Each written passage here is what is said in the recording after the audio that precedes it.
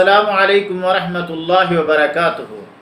قال اللہ سبحانہ وتعالی فی محکم تنزیلہ بعد اعوذ باللہ من الشیطان الرجیم ام حسبتم ان تدخلوا الجنہ ولما یأتکم مثل الذین خلوا من قبلکم مستهم البأساء والضراء وذللوا۔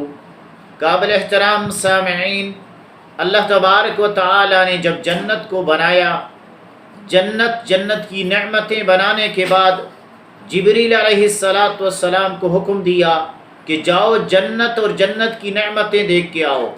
جبریل علیہ السلام گئے اور جنت کی سیر کی اور واپس آ کر کہنے لگے وَعِزَّتِكَ، اللہ تیری عظمت کی، تیری شان کی قسم ہے، اس جنت کے بارے میں جو سنے گا اس میں داخل ہو جائے گا۔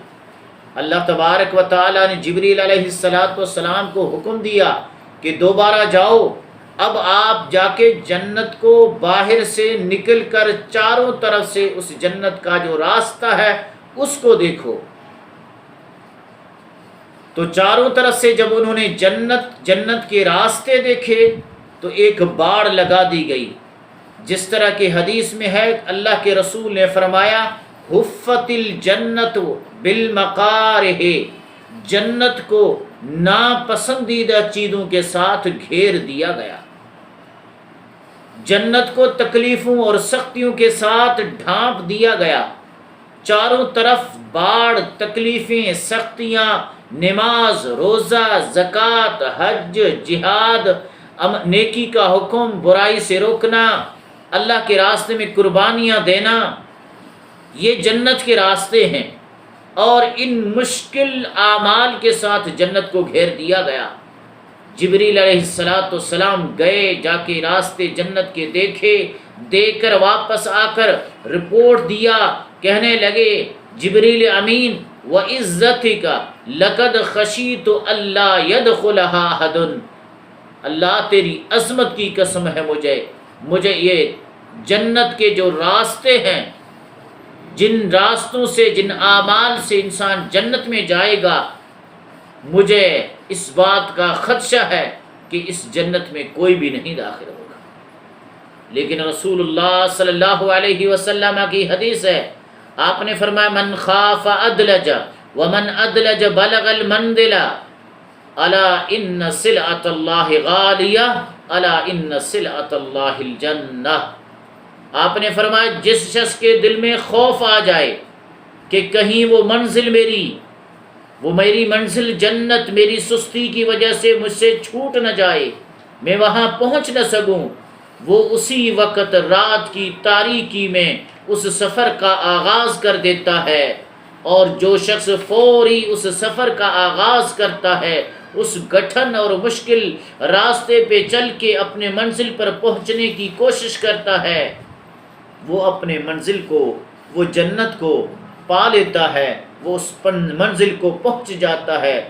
سنو خبردار، اللہ کا جو سودا ہے وہ بہت مہنگا ہے، اور خبردار اللہ کا سودا جنت ہے۔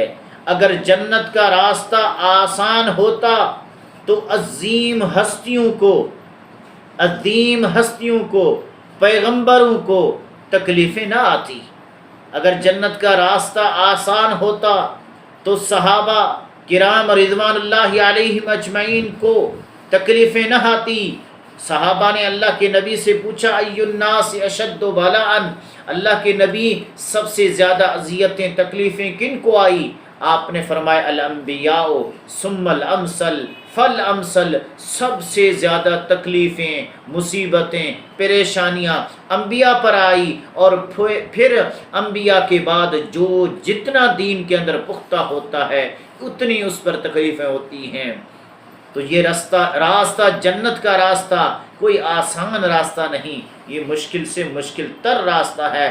خباب بن ارت رضی اللہ تعالی عنہ نبی صلی اللہ علیہ وسلم کے ساتھ بیت اللہ کے سائے میں بیٹھے تھے، تکلیفوں، مشقتوں، فاقوں، کفار کے ظلم اور ستم کا ذکر کر کے کہنے لگے اے اللہ کے رسول اب تو دعا ہی کر لیجئے، اللہ آسانیاں فرما دے۔ آپ نے فرمایا کیا ابھی سے ابھی تو پچھلے لوگوں کی مثالیں تمہارے اندر نہیں آئی۔ وہ مثالیں کیا تھی؟ جو جنت کے راستے پہ چلے، جن کی مثالیں اللہ نے بیان کی۔ اللہ کے نبی نے فرمایا وَيُوضَعُ الْمِنشَارُ عَلَى مَفْرِقِ رَأْسِهِ، صحیح بخاری کی روایت ہے، جو جنت کے راستے پہ چلتے تھے ان کے سر کے درمیان میں آرے رکھ کر ان کے جسموں کو 2 ٹکڑوں میں تقسیم کر دیا جاتا۔ آری اس کے سر کے بیچ رکھی جاتی اور آری کو چلایا جاتا تھا، حتیٰ کہ چلاتے چلاتے پاؤں تک لے جاتے، 2 ٹکڑے ان کے کر دیے جاتے اور وہ پھر بھی صبر عظیمت کے پہاڑ بن جاتے۔ لوہے کی کنگھیوں سے ان کے گوشت اور ہڈی کو الگ کر دیا جاتا، یہ چیزیں اس کے دین سے انہیں نہیں پھیرتی۔ پھر انبیاء کے سردار محمد الرسول اللہ کے اوپر جو تکلیفیں آئی وہ آپ سے مخفی نہیں ہیں۔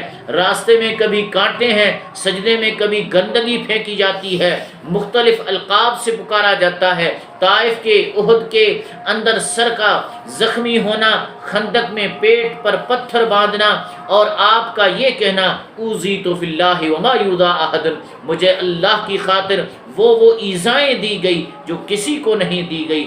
2 مہینے تک آپ کے گھر میں آگ نہیں جلی۔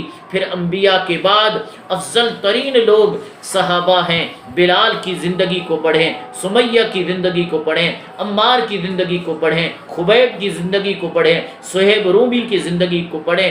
جہاد میں پاؤں کے چھیٹڑے اڑ گئے، پیٹ پر پتھر ہیں، شہید ہونے کے بعد کفن نہیں ملے، ایک کفن میں 2، ایک قبر میں 2۔